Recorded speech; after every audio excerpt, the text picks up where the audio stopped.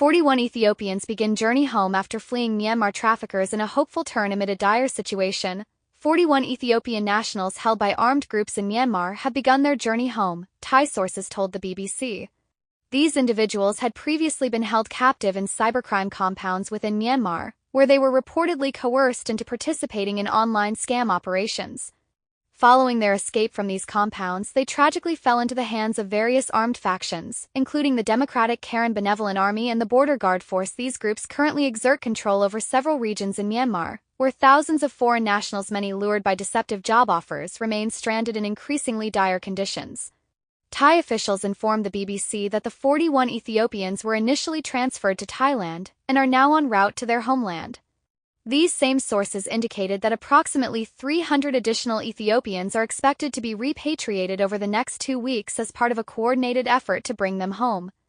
Disturbingly, it is believed that over 700 Ethiopian nationals still remain in the custody of armed groups within Myanmar. Many of these individuals had initially managed to escape the cybercrime compounds in February, only to be recaptured amidst the country's ongoing and volatile civil conflict.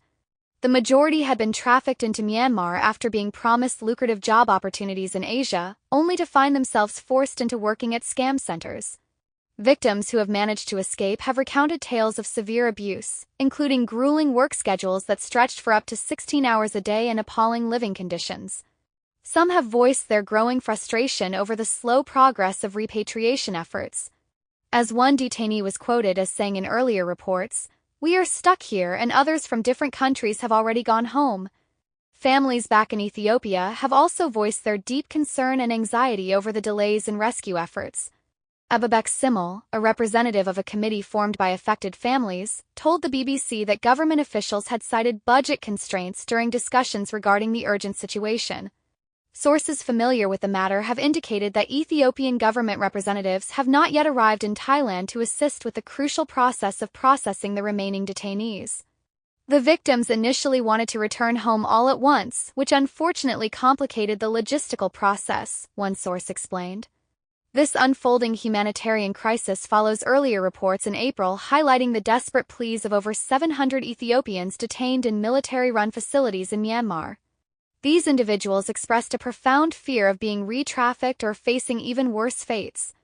In April, more than 700 Ethiopians detained in a military-run facility in Myanmar were urgently appealing for help, fearing they could soon be returned to the very traffickers who initially lured them into the country with false promises of well-paying employment. These individuals were initially targeted by sophisticated criminal networks operating internet scams. They were deceptively offered what seemed like legitimate and well-compensated jobs abroad, primarily in various parts of Asia. Instead of the promised opportunities, they were smuggled into countries like Myanmar and forced to work in cybercrime compounds controlled by heavily armed groups. Their roles involved coercing social media users into scams for up to 16 hours each day, leading to severe emotional and mental distress and even physical health problems. Some victims, according to reports from the local media outlet Addis Fortune, developed serious kidney complications due to the immense stress and relentless overwork. Their ordeal did not end when they were freed from these horrific compounds. While some were rescued by local armed opposition groups, many were subsequently transferred to military detention centers, where they now face rapidly deteriorating conditions and a renewed sense of danger. "We are more than 700 people here," one young Ethiopian detainee desperately told Deutsche Welle, describing their situation as extremely distressing. He chillingly recounted that they are frequently threatened with being returned to the very scam compounds they had risked everything to escape. "We are living in constant fear," he added, his voice conveying the palpable anxiety of the group. Another detainee explained the devastating impact of Myanmar's ongoing armed conflict on their already precarious situation. "This is a heavy war zone," he said with fear. "The armed group that is currently holding us is actively fighting with another force. Some days the fighting gets dangerously close to our location." He also expressed deep and legitimate concern that if the military forces detaining them were to retreat or be defeated, another armed group could potentially seize control of the facility and exploit the vulnerable migrants for forced labor or even military purposes. Their desperate calls for help have become increasingly urgent. Tragically, some of the detainees were reportedly injured in a recent earthquake and have received no medical attention whatsoever. "We are not safe here," one pleaded. "We desperately need to get out before it's too late." In March, Ethiopia's Ministry of Foreign Affairs confirmed the successful repatriation of 130 citizens from Myanmar via Thailand, a process that was coordinated with the Ethiopian embassy in India. However, a significant number of Ethiopians remain stranded and in grave danger.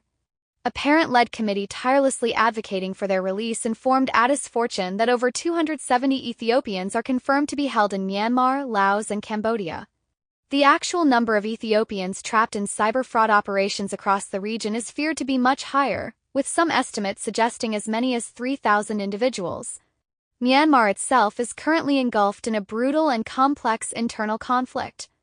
Since the military coup in 2021, the country has become a fierce battleground between government forces and various powerful ethnic armed groups, including the Arakan Army, the Kachin Independence Army, and the People's Defense Forces.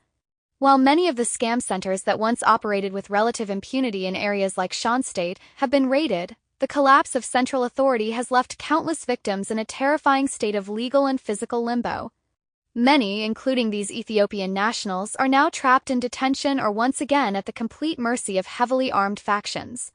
The International Organization for Migration has sadly identified Ethiopia as one of the largest sources of irregular migration in the region.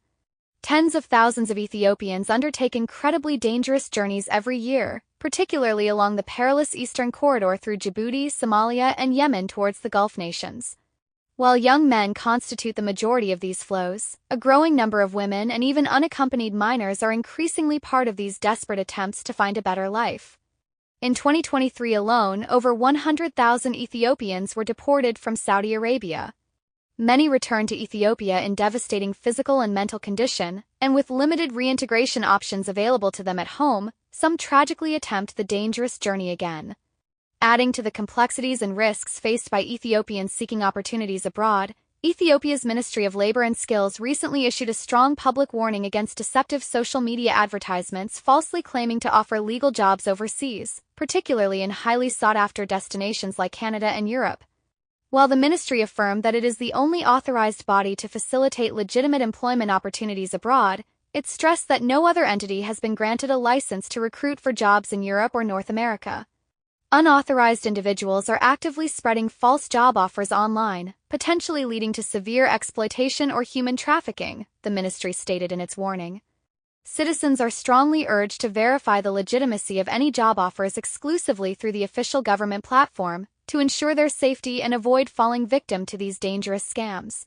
Efforts to obtain an official comment from Ethiopia's Ministry of Foreign Affairs regarding the remaining Ethiopian nationals still trapped in the perilous situation in Myanmar were unsuccessful at the time of reporting. Thank you. Subscribe to our channel.